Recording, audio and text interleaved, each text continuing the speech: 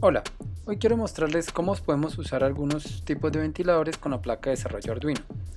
Los ventiladores que vamos a usar son los que usualmente son empleados en la refrigeración de computadoras y los vamos a clasificar de acuerdo al número de pines.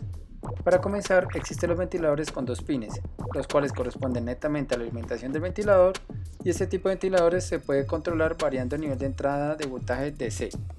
Por otro lado, tenemos los ventiladores de 3 pines, y además de los cables de la alimentación, tienen un puerto generador de pulsos que nos permite calcular la velocidad del giro del motor.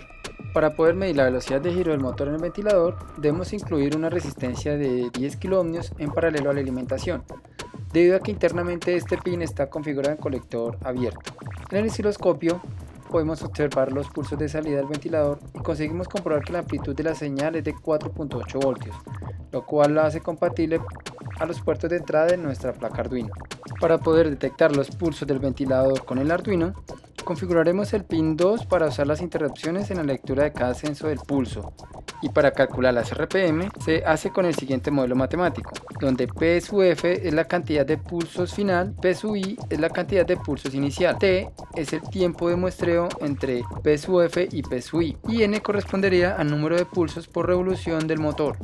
que en el caso de este ventilador serían 2. Para el caso de T, cabe aclarar que entre más grande sea este tiempo, el cálculo de las RPM será mucho más precisa. En esta sección de código podemos ver esta ecuación ya implementada, y cuando cargamos el programa a la placa Arduino, podemos observar los datos que nos genera en RPM o revoluciones por minuto. En el caso de tener dudas en el número de pulsos de revolución de tu motor, se podría frenar el motor con el dedo y de forma lenta pero continua ir girando el ventilador, y en la interrupción se debe colocar un contador para visualizar a través del puerto serial del Arduino los pulsos generados.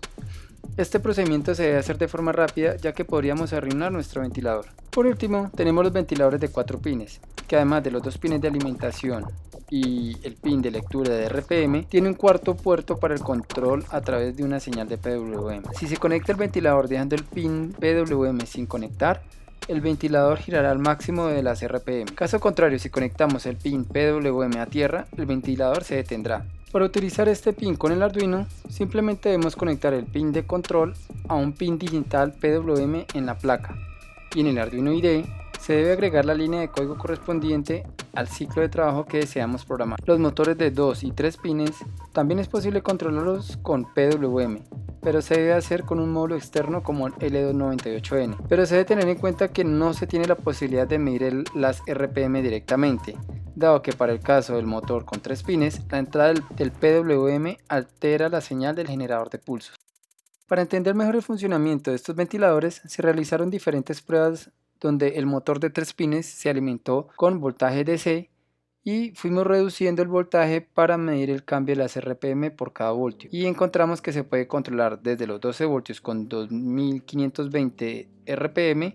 hasta los 4 voltios con 600 RPM. De esta misma manera se realizaron las pruebas para el ventilador de 4 pines y encontramos que se puede controlar desde los 12 voltios con 5040 revoluciones por minuto hasta los 5 voltios con 1440 revoluciones por minuto. Por último, hicimos esta prueba controlando el ventilador a través del pin de PWM y fuimos reduciendo en 8.3% el ciclo de trabajo, y encontramos que se puede controlar desde un PWM al 100% con 5040 revoluciones por minuto hasta un PWM del 16.7% con 180 revoluciones por minuto. Con estas pruebas podemos evidenciar la gran ventana de control que tenemos para el ventilador de 4 pines, ya que podemos aprovechar de esa forma más eficiente este ventilador mediante la utilización del pin del PWM